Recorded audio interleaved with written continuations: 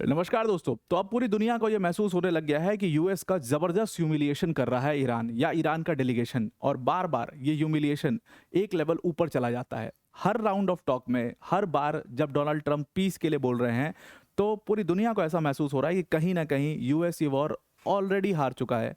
US जैसा बड़ा देश जब ईरान से बार बार रिक्वेस्ट करे पीस के लिए, तो वो ह्यूमिलिएशन जो है वो साफ दिखाई देता है।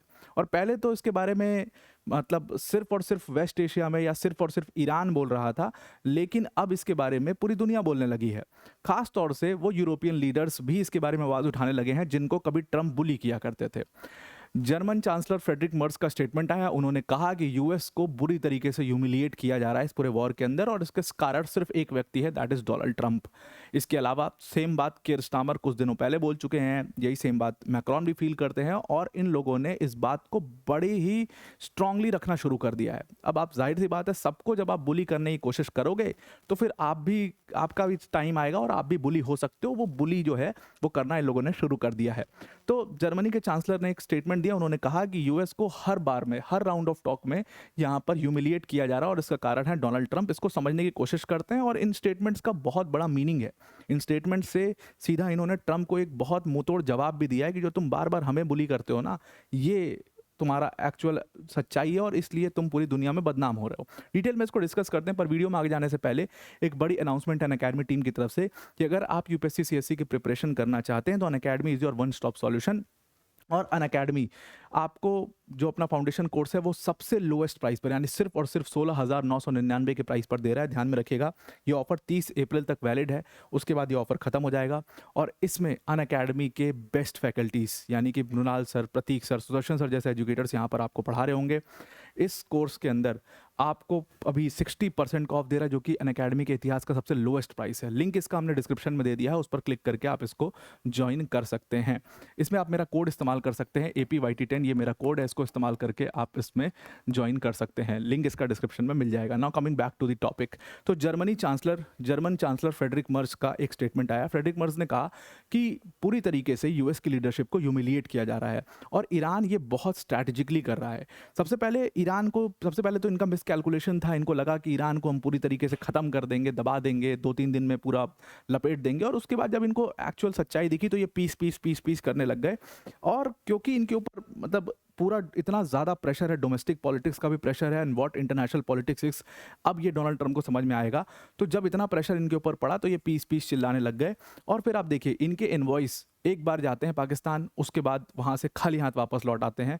ईरानियंस ने बिल्कुल बिल्कुल भी अपना स्टैंड चेंज नहीं किया। उन्होंने कहा, और उनके पीछे IRGC खड़ा है यार, अगर वो स्टैंड थोड़ा भी चेंज करते तो सीधा IRGC उनको लपेट देता। उनको भी ये बात पता है, तो उन्होंने बिल्कुल अपना स्टैंड क्लियर रखा कि भाई हम अपने न्यूक्लियर प्रोग्राम को गिव अप नहीं करेंगे, तुम जो करना है कर लो, अगर लड़ना है तो फिर लड़ लो, और अगर तुम्हें पीस करना है तो इन टर्म्स पे पीस कर लो। यानी कि ईरानियंस आर वेरी क्लियर कि वो अपने टर्म्स पर इस पीस को करेंगे।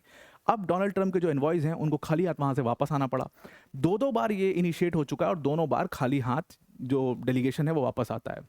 वहाँ पर जाते हैं, पूरा खर्चा करते हैं, वहाँ पर बैठते हैं, मेहनत करते हैं, 22-22 घंटे की बातचीत होती है, and they have to leave empty handed. और इससे बड़ा ह्यूमिलिएशन यूएस का नहीं है। अब ट्रंप ने अमेरिका को ग्रेट बनाया कि नहीं बनाया, ये अमेरिकन्स को बहुत अच्छे से पता होगा, उनको खुद पता होगा, उनके एडमिनिस्ट्रेशन को पता होगा, लेकिन ह्यूमिलिएशन तो एकदम उनकी पीक पर है। और ये बात सिर्फ फ्रेडरिक मर्ज को फील नहीं होती, ये बात पूरी यूरोपियन लीडर्स, खासतौर से नेटो एलाइज को बहुत ज़्यादा फील हो रही है। वो इस बात को बहुत इंजॉय भी कर रहे हैं, बहुत चटकारे लेकर के इंजॉय कर रहे हैं। जेलेंस्की इस बात को इंजॉय कर रहे होंगे, क्योंकि उनको ध्यान में होगा, उनको याद होगा कि किस तरीके से उनको यूएस में बुला करके बुली किया। जापान की PM को याद होगा कि किस तरीके से उनको बुली करने की कोशिश ट्रंप ने अपने यहाँ पर बुला करके की। अब ट्रंप के एनवॉइस को जब कोई बुला करके बुली कर रहा है, तो ये सब लोग चटकारे लेकर के इसका मजा ले रहे हैं, और इसीलिए ऐसे स्टेटमेंट्स सामने हमारे आ रहे हैं। मर्ज ने कहा कि मुझे तो समझ में नहीं आता इस पूरे वॉर के अंदर कि इनकी एग्जिट स्ट्रैटेजी है क्या। ये कभी कहते हैं कि regime change is our exit strategy, ये कभी कहते हैं कि हमने अपना ऑब्जेक्टिव फुलफिल कर लिया है, तो कर लिया है तो फिर ख़त्म कर दो वॉर को, फिर क्यों कंटिन्यू करना, कोई मतलब ही नहीं है। फिर ये कहते हैं न्यूक्लियर प्रोग्राम हमारा ऑब्जेक्टिव है। तो they are very very confused, क्या एग्जिट स्ट्रैटेजी है वो बिल्कुल समझ में नहीं आता। और अब क्लियरली जो NATO allies, European NATO allies हैं और यूएस है, उसके बीच में जो डिफरेंसेस हैं वो दिखना शुरू हो गए हैं। पहले आपको यूक्रेन वॉर में डिफरेंसेस दिखाई दिए, उसके बाद यूक्रेन वॉर के बाद ये डिफरेंसेस आपको क्लियरली अब ईरान वॉर के अंदर भी दिखाई दे रहे हैं। इन्होंने कहा, फ्रेडरिक मर्ज ने कहा कि ईरानियंस आर वेरी गुड निगोशिएटर्स। उन्होंने कहा कि पहले भी ईरानियंस ने निगोशिएट किया और अपने टर्म्स पर निगोशिएट किया, जबकि उस समय वो काफ़ी वीक हुआ करते थे। उस समय सैंक्शंस की वजह से उनकी इकॉनमी पूरी तरीके से क्रिपल कर गई थी। वही हाल बहुत मतलब कमोवेश वही हाल आज भी है, लेकिन उस समय भी वो निगोशिएट कर पाए थे, और इस समय जब वो निगोशिएट नहीं करना चाहते हैं, so they are good at both negotiating and not negotiating. और इस समय अगर निगोशिएशन नहीं हो पा रहा है तो इसका ये मतलब सिंपल सा है कि वो निगोशिएट करना ही नहीं चाहते। ईरानियंस निगोशिएट करना ही नहीं चाहते, और अगर करना चाहते हैं तो अपने टर्म्स पर करना चाहते हैं। और इसीलिए अमेरिकन को बुला करके पहले तो वो अपनी भड़ास निकाल रहे हैं, पहले तो वो उनको ह्यूमिलिएट कर रहे हैं। और इसके पीछे सिर्फ एक चीज़ का हाथ है, इसके पीछे पूरा पूरा हाथ आईआरजीसी का, यानी कि इस्लामिक रिवॉल्यूशनरी गार्ड कॉर्प्स का है। अब देखिए, आईआरजीसी ने बहुत लंबा समय इंतजार किया इस वक्त के लिए, क्योंकि आईआरजीसी को हमेशा से इजराइल ने टारगेट किया, यूएस ने टारगेट किया है। बहुत सारे आईआरजीसी के सीनियर कमांडर्स को मारा है, एलिमिनेट किया है, क्योंकि उनके पास बहुत तगड़ी इंटेलिजेंस थी। अब इस पूरे पीस टॉक्स में इजराइल साइड हो गया। साइड कर दिया, यूएस ने खुद कर दिया। उनको लगता है, शायद उनको ऐसा लग रहा होगा कि इजराइल जो है वो उन टॉक्स को, पीस टॉक्स को होने नहीं देगा, बिकॉज वो चाहता है वॉर हो, और उनका पूरा देश चाहता है वो वॉर हो। यूएस अपनी पॉलिटिक्स को देखते हुए, नवंबर के इलेक्शंस को देखते हुए चाहता है कि वॉर रुक जाए और जल्दी रुके। तो इसलिए उन्होंने शायद इजराइल को साइड कर दिया, और अब वो बुरी तरीके से ह्यूमिलिएट हो रहे हैं, बुरी तरीके से ह्यूमिलिएट हो रहे हैं। उन्होंने कहा कि आईआरजीसी इसका बहुत देर से इंतज़ार कर रहा था, बहुत लंबे समय से इंतज़ार कर रहा था, और सिर्फ आईआरजीसी नहीं, इसके साथ बहुत सारे दुनिया के जो लीडर्स हैं इस समय पर, पावरफुल लीडर्स हैं, वो इस चीज़ का इंतज़ार कर रहे थे कि कब ट्रंप को कोई ह्यूमिलिएट करे। और वो ह्यूमिलिएशन जो है अब इनका होने वाला है, वो ह्यूमिलिएशन अब इनका हो रहा है। अब रही बात कि ये वॉर ख़त्म होगा, तो उन्होंने कहा कि मैं चाहता हूँ, फ्रेडरिक मर्ज कहते हैं, मैं चाहता हूँ कि जल्दी से ख़त्म हो जाए ये वॉर, लेकिन यूएस का अप्रोच देख करके अगर मुझे पहले पता होता तो मैं पहले ही यूएस को बता देता। उन्होंने कहा कि डोनाल्ड ट्रंप ने हमें बड़ा क्रिटिसाइज़ किया। अब देखिए, यही है, जब आप दूसरे को क्रिटिसाइज़ करोगे, दूसरे को बहुत ज़्यादा टारगेट करने की कोशिश करोगे, तो आवाज़ें आपके खिलाफ उठना शुरू हो जाएंगी एक टाइम के बाद। कितना बुली करोगे अगले को। उन्होंने कहा कि इन्होंने हमारी नेवीज़ को क्रिटिसाइज़ कर दिया। इन्होंने कहा कि नेटो एलाइज क्या कर रहे हैं, उनकी नेवीज़ कहाँ हैं। आपको ट्रंप का वो स्टेटमेंट याद होगा, उन्होंने कहा था कि जब मैंने मदद मांगी तो कीर स्टामर ने मदद नहीं दी, जर्मनी ने मदद नहीं दी, फ्रांस ने मदद नहीं दी। इनकी नेवीज़ कहाँ हैं, ये क्यों नहीं आ रहे हैं स्ट्रेट ऑफ हॉर्मुज़ को, क्यों नहीं क्लियर करा रहे हैं, गो गेट योर ओन ऑयल, मैं नहीं जा रहा। मतलब गुस्से में ऐसे स्टेटमेंट्स आप देते रहते हो। तो ऐसे स्टेटमेंट जब आप गुस्से में देते हो, आप तो बड़े इमोशनल आदमी हो, बोल करके निकल गए, अगले दिन भूल गए, फिर याद भी नहीं, फिर कह दोगे is my very good friend, we get along very well, ये वो। लेकिन ये लोग याद रखते हैं उस चीज़ को। उसका जवाब देते हुए फ्रेडरिक मर्ज ने कहा कि जब आपने इस वॉर को शुरू किया था, तब क्या आपने जर्मन्स और यूरोपियन से पूछा था क्या? तब क्या आपने हमसे सलाह मशवरा किया था क्या कि वॉर करना चाहिए, नहीं करना चाहिए, कैसे करना चाहिए, आपका क्या सपोर्ट होगा, कैसे आप हमारे साथ रहोगे? तब आपने पूछा था? बिल्कुल नहीं पूछा था। तो आपने और इजराइल ने मिलकर के 28 फरवरी को अटैक कर दिया, और जब आपको, तब आपकी कैलकुलेशन थी कि 2-3 दिन में लपेट देंगे और उसके बाद America will be great again, आपको पूरा ये एकदम घमंड था।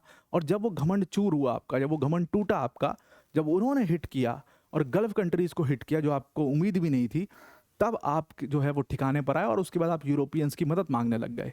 तो भाई, यूरोपियंस क्यों मदद करेंगे जब आप खुद वहाँ पर अपनी मदद नहीं कर पा रहे हो? जब आपने ये वॉर शुरू किया था तब हमसे नहीं पूछा था, तो अब हमसे क्यों हेल्प मांग रहे हो? ये एक बहुत मुंह तोड़ जवाब है। और इसका एक और मतलब है, इसका मतलब ये है कि अब यूरोपियंस ने, they are fed up of the chaotic policies of Trump. वो ट्रंप की इस क्योटिक पॉलिसी से फेड अप हो चुके हैं। कहा जाता था कि जो बाइडेन का जो पूरा पॉलिसी है वेस्ट एशिया को लेकर के, बहुत ख़राब है, बहुत बेकार सा पॉलिसी है उनका, मतलब बहुत अग्रेसिव नहीं है, बहुत ख़राब पॉलिसी, और इसीलिए वो बाहर होते जा रहे हैं वेस्ट एशिया के। ट्रंप ने तो सब भंटादार कर दिया, जो इतने साल की मेहनत थी, इतने सारे प्रेसिडेंट्स की वेस्ट एशिया के अंदर, उस सब प्रिंसिपल्स की, उन सब मेहनत की पोटली बना के उन्होंने बहा दिया इसको इस तरीके से। ट्रंप ने पूरा वेस्ट एशिया बर्बाद कर दिया है। सारी गल्फ कंट्रीज़ को फील होने लगा कि हमारे लिए थ्रेट ईरान नहीं है, हमारे लिए थ्रेट ये देश नहीं है, हमारे लिए थ्रेट यूएस बेस है। इस बेस को ख़त्म करो, क्योंकि अब हमारे पास कैपेबिलिटी, हम खुद अपने आप को डिफेंड कर सकते हैं। अगर यूएस बेसिस को हम रखें तो इसी तरीके से जैसे ईरान ने आज हम पर अटैक कर दिया, वो कल भी हम पर अटैक कर देगा जब दिमाग ख़राब होगा। ये लोग आपस में तो लड़ते रहेंगे, ये उठा करके ईरान हमें लपेट देगा हर वॉर में। तो यूएस बेसिस बंद कराओ।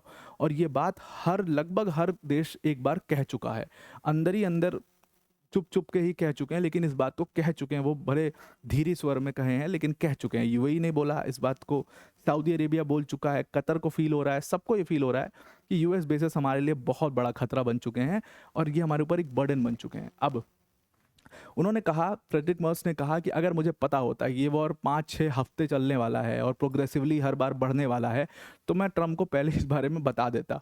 अब दूसरी चीज़ ये है कि अगर उन्होंने कहा कि एक मौका था आपके पास पीस करने का, लेकिन वो पीस भी आपकी वजह से फेल हो गया। अब यहाँ पर एक चीज़ बड़ी इंपॉर्टेंट है कि बार बार ये लीडर्स का मानना है कि ये पीस प्रोसेस पूरा ट्रंप के मिस कैलकुलेशन की वजह से फेल हो रहा है या ट्रंप के ओवर डिमांड की वजह से फेल हो रहा है। First round of talks fail हुए, सेकेंड राउंड ऑफ टॉक्स में ट्रंप ने डिसीजन ले लिया कि भाई हम अपने इनवॉइस को भेजेंगे नहीं। ऑब्वियसली दोनों तरफ से वो भेजते तो ह्यूमिलिएशन होता, नहीं भेजा तो पीस टॉक फेल हुआ। तो दोनों इन एनी केस वो पीस टॉक तो वैसे भी फेल होने ही वाला था, लेकिन इन्होंने क्या किया कि उसमें वहाँ पर स्टीव विटकॉफ और जारेड कुशनर को भेजा ही नहीं।